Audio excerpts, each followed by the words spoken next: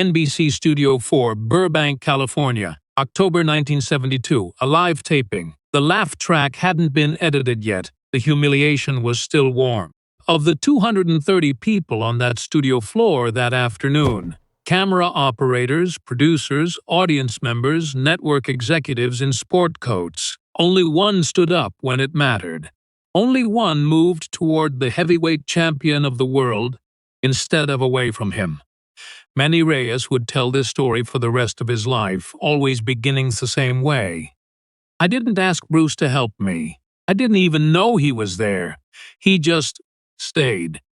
The coffee in Manny Reyes's thermos had gone cold sometime around noon, which meant he was running late on the East Wing corridors and would have to skip the green room entirely before the afternoon taping began.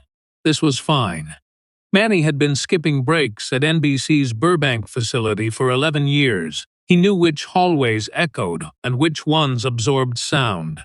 He knew that Studio 4 smelled like electrical burn and hairspray when the lights had been running more than 2 hours. He knew that the audience bleachers creaked on the left side third row because a grip named Gerald had dropped a lighting rig there in 1968, and nobody had ever properly reinforced the boltwork. He knew these things the way surgeons know anatomy, not from pride, but from proximity, from showing up every morning while the building was still dark. Manny was 51 years old, 5'6", and built like a man who had spent decades moving furniture through door frames that were always slightly too narrow. His hands were the kind that tool handles had permanently shaped. He had emigrated from Cebu in 1958, had worked 3 jobs simultaneously for 4 years, had brought his wife and 2 daughters over in 1963, and had been mopping, polishing, and maintaining the physical infrastructure of American television since before color broadcasts were standard. He did not talk about himself. This was not modesty. It was efficiency. There was always another corridor. Bruce Lee had met Manny through the back entrance of Studio 4, 8 months earlier, on a morning when Bruce arrived for an early camera test and found the building locked except for the service entrance. Manny had let him in. They had talked for 40 minutes while Manny finished the East Wing. Bruce had asked about Cebu. Manny had asked about Hong Kong. Neither man had treated the conversation as unusual. 2 people from Pacific coastlines finding each other in a California building before the rest of the world arrived. After that, Bruce made a habit of arriving early when he had Burbank appointments. The coffee was bad from the machine near the service entrance, but the conversation was not. Manny had opinions about everything: American foreign policy, the designated hitter rule, whether Los Angeles freeway design was a moral failure or merely an aesthetic one. Bruce found this extraordinary. Most people Manny's age and position had learned to perform invisibility around talent. Manny had never learned that performance, or had simply refused it. They were not close in the way that required frequency. They were close in the way that required honesty. There is a difference. On this particular October afternoon in 1972, Bruce was present at Studio 4 not as a guest, but as an observer, a courtesy visit connected to a potential network conversation about a project that would later fall through for reasons that had everything to do with race and nothing to do with ratings, though the network's internal memos used different language. He was standing near the camera bay, out of the studio lights, watching the afternoon program being assembled, when the heavyweight champion of the world arrived. His name does not appear in this account. This is not protection, it is precision. He is not the subject. What he did is, he arrived with 4 men, a manager, 2 handlers, whose specific function was never clarified, and a personal attorney who carried a briefcase and said nothing. The champion himself was 6'3", 237 pounds, with a media profile that had been carefully constructed over 6 years to suggest both menace and charm. He was scheduled as the afternoon's featured guest. The producers were visibly deferential in the way that people become deferential when money and ratings occupy the same body.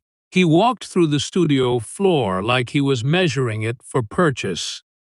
And then he saw Manny working near the edge of the set with a polishing cloth and a bucket, and he stopped.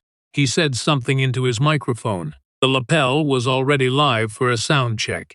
The laugh track, as noted, had not been edited yet. The humiliation was still warm. What the champion said was not clever. This is worth establishing because the laugh it generated. From the audience bleachers, from two of the producers, from one of the camera operators who would later express private shame about it, might suggest wit. It was not. It was the kind of remark that requires only a target and a microphone. He gestured at Manny. He used a word that positioned Manny's entire existence as punchline. He said it with the practiced ease of a man who had tested this particular reflex many times before and found it reliable. Manny did not stop working. This was not courage in that moment. It was the trained non-reaction of a man who had navigated 11 years inside an institution that had never once considered his comfort. He kept the cloth moving. His face did not change. He had learned long ago that changing your face gave them more material. The champion noticed the non-reaction and interpreted it as invitation. He went further. The second comment was worse than the first. More specific, more physical, delivered directly to the live camera that was now tracking him because the floor director, a 26-year-old named Patricia Chen, who would later become a network executive, had not yet found the professional equilibrium to redirect the shot. The comment landed in the bleachers and produced something that was not quite laughter, more like the sound of 200 people simultaneously calculating the cost of objecting. Most of them decided the cost was too high. The bleachers began to empty in that particular way that crowds empty when witnessing something that hasn't been officially classified as wrong. Not a stampede, but a dispersal, a slow hydraulic pressure toward exits, chairs scraping, people finding reasons to check phones that did not yet exist, to locate purses, to consult with companions about imaginary obligations. A man in the fourth row stood, looked once at the stage, and walked directly to the rear door without speaking to the woman he'd arrived with. The two camera operators exchanged a look that communicated everything and resolved nothing. The floor director put her headset against her collarbone. The producer in the booth, visible through the glass, lit from below, appeared to be studying the surface of his console. Bruce saw all of this. He had been watching from 20 feet back, near camera 3, standing still in the way that he could stand still, not like a man waiting, but like a man who has already decided. Later, he would describe the moment to a colleague as simple. There was nothing complicated about it, he said. Manny was alone. That was the whole equation. Bruce had watched 6 people make the calculation and choose the exit. He made a different calculation. He set down the papers he'd been holding, notes from the earlier network meeting, which he never retrieved, and he moved. Not quickly. Quickly would have been dramatic, and Bruce had learned long ago that drama telegraphs. He walked across the studio floor at the pace of a man who belongs exactly where he is going, which is its own kind of message. The champion was mid-sentence, working toward a third comment, riding the asymmetric energy of a room that had stopped resisting when he noticed the approach. Bruce stopped 12 feet away. The studio lights caught him differently than they caught other people. Something about his bone structure, the stillness of his head, the way his hands hung at his sides like structural steel beams that had been engineered to look relaxed. He said quietly to the champion, "That's enough." 2 words. The floor director later said, The studio went so quiet she could hear the ventilation system. The champion looked at Bruce Lee for the first time. His attorney put down the briefcase. What happened next did not happen on camera. The floor director, Patricia Chen, 26, 2 years into a career that would span 4 decades, made the only editorial decision that afternoon that she would never second-guess. She signaled the booth for a commercial break. Whether this was to protect the champion, to protect Manny, or because she understood instinctively that what was about to occur should not be recorded on network property, she has given different answers in different decades. All 3 accounts agree on the outcome. The cameras went dark. The studio floor, already half emptied, completed its evacuation in approximately 90 seconds. Manny did not leave. He was standing near the edge of the set, bucket in one hand, cloth still in the other, watching Bruce with the expression of a man trying to understand the physics of what he was seeing. He would later say that his first reaction was not gratitude, it was fear. Not for himself. "I was afraid for Bruce," he said. "I knew who that champion was. I didn't know, not yet, who Bruce was. Not really." The champion had not moved from the center of the studio floor. The 4 men who had arrived with him had, by the geometry of threat, arranged themselves around him, the manager to his left, the 2 handlers ahead, and slightly flanking, the attorney retreating toward the stage left exit. This left, effectively, 5 bodies on the champion's side of the equation, the champion himself, and the 3 who had closed rank. Bruce assessed this without visibly assessing it. He had a way of processing space that his students later described as architectural. He didn't look at threats sequentially, the way most people catalog danger, but simultaneously, the way a structural engineer looks at load-bearing walls. In the 3 seconds between his 2-word declaration and the champion's first response, Bruce had already noted.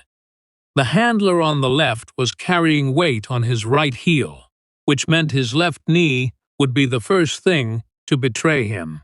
The handler on the right was larger, 240, maybe 250, but was watching the champion for cues rather than watching Bruce, which meant his reaction time would include a half-second of social permission-seeking.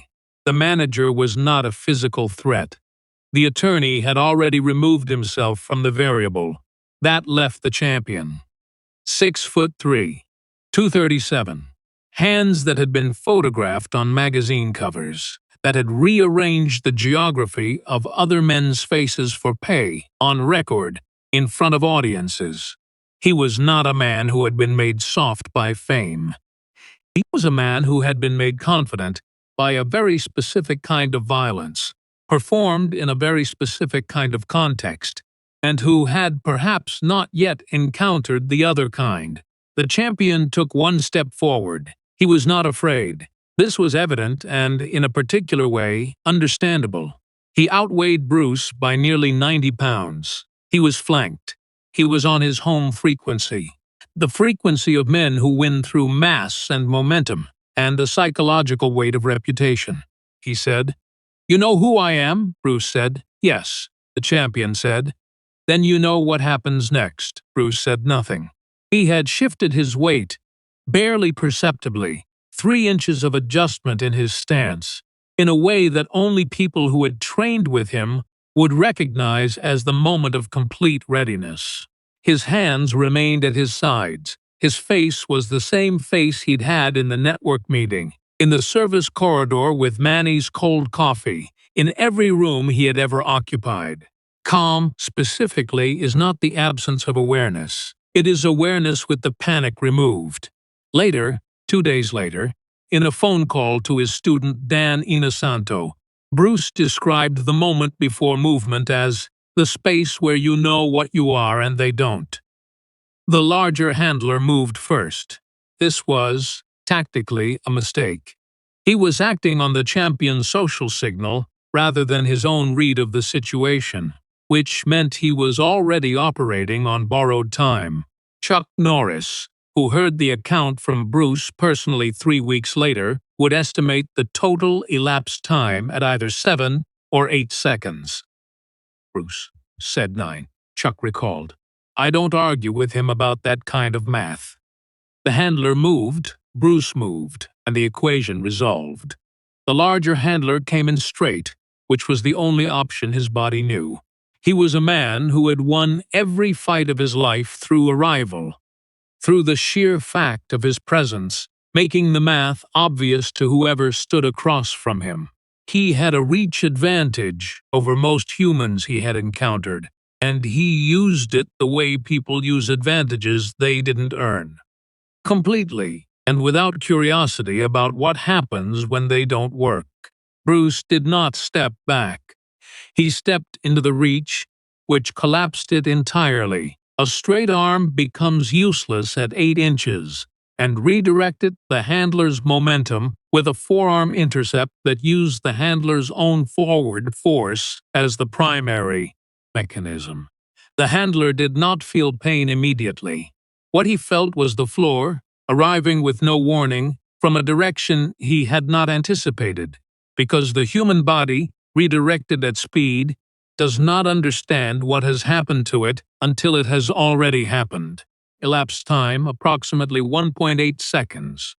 The second handler, the one with the compromised left knee, the one who had been watching the champion for permission, had now received his social cue. Because the first handler was horizontal and moved with more caution than his colleague and less than was useful. He came from Bruce's left, angling for a grab, which was intelligent in theory. In practice, it required him to commit his left leg as a plant foot at the moment of reach, which is exactly what Bruce had anticipated from the moment he'd clocked the weight distribution. The left knee gave, not broke. This is an important distinction that Manny would insist on whenever he told the story, and he told it often. Bruce didn't destroy people, he said. He made them understand something. Quickly. The knee buckled under redirected torque. The handler went down to one side, and his reaching hands found nothing but the air where Bruce had been a half-second before. Elapsed time from the first movement, approximately 4 seconds. The manager, who was not, as Bruce had assessed, a physical threat, made the tactical error of lunging anyway, perhaps from adrenaline, perhaps from a lifetime of standing close to power and confusing proximity with possession of it. Bruce moved aside with the economy of a man stepping around a puddle and applied a single palm strike to the manager's sternum. Not hard. Precisely. The manager sat down on the studio floor and stayed there, staring at the ceiling lights, with the expression of a man who has just been introduced to a new category of information. Elapsed time, approximately 6.5 seconds. The champion had not moved. This was notable. He was not a coward. This must be said accurately. He was a man whose entire professional identity was built on entering conflict with full commitment, with everything, with no reservation. But he had just watched 3 men fail in the time it takes to boil an egg, and something in his fight-calibrated intelligence, which was real, which had kept him alive and champion for years, was processing the data with a speed that exceeded his ego's ability to override it. He looked at Bruce. Bruce looked at him. The studio ventilation system was very loud in the silence. Bruce said, "He mops the floors so the building stays standing." You might think about that. It was not a threat. It was not a sermon. It was the kind of sentence that arrives without decoration and lands without asking permission. Champion looked at Manny. Manny, who had not moved from his position near the edge of the set, who was still holding the cloth and the bucket, who had watched the entire sequence with the stillness of a man witnessing something he does not yet have language for. Manny met the champion's eyes. The champion looked away first. Chuck Norris would later set the total elapsed time from first movement to final stillness at 7 or 8 seconds. Bruce, recounting it himself, said 9. The last second and a half was just him deciding, Bruce explained. That counts. The attorney, who had reached the stage left exit and then stopped, watched the whole thing from 15 feet away. He did not open the door. Nobody moved for a moment that felt much longer than it was. Then Manny picked up his bucket and finished the corridor. Manny Reyes did not talk about it for 6 years. This is not unusual. People who have been protected often need time to understand what they were protected from. Not the immediate threat, which is simple, but the version of the world where nobody steps forward, which is the version most people live in most of the time. Processing the exception takes longer than processing the rule. He told his wife first, then his daughters. Then, in 1978, a reporter who was writing a profile of Bruce Lee after his death and had tracked down everyone who had worked in proximity to the Burbank studios during that period.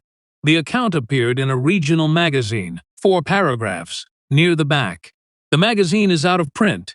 The paragraphs survive. He didn't ask me if I was all right, Manny told the reporter. He came back to where I was standing, and he picked up the papers he'd left on the floor. He said, sorry about the disruption.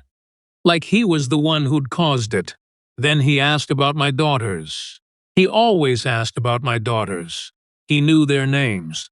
Patricia Chen, the floor director who cut the cameras, left NBC in 1975 and built a production company that was known specifically for its treatment of support staff. She has spoken about the October 1972 afternoon in several interviews. She says what she remembers most is not Bruce's movement, which was too fast to fully process, but the silence after, and what Manny did in that silence. He just kept working, she said, like what he did was still important. Because it was. It still was. The champion gave one interview, approximately 2 years later, in which he said, without full context, without naming names, that he had met a man in a television studio who had shown him something I hadn't seen before. The interviewer pressed him on it. He declined to elaborate. He said only, there are men who fight for trophies. There are men who fight because there's no other option. I met a different kind. The interview moved on. He never clarified. Manny Reyes retired from NBC in 1987. At his retirement gathering, held in the break room adjacent to the East Wing corridor, attended by more colleagues than anyone had organized for, someone asked him what he was most proud of in 30 years on the job. He thought about it for a moment. That I showed up, he said, every morning, before anyone else. The building was always clean when it needed to be. He was not talking only about the building.